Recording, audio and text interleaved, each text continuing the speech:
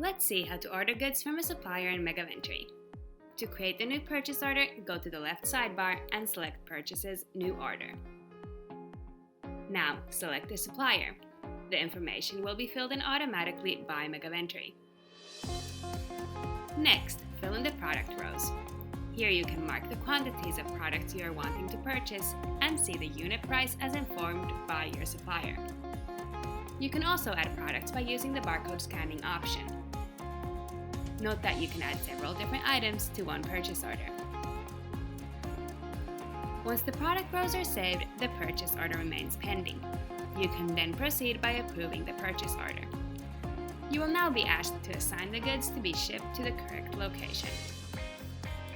To let Megaventory know the goods have been shipped to you and they are in your possession, go back into the document and click on Receive.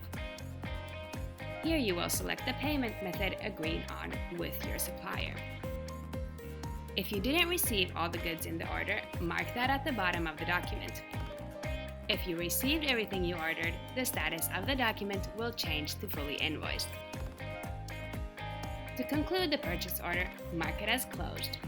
This is the final step of a Megaventory purchase order. Try this and much more by starting a free trial at www.megaventory.com.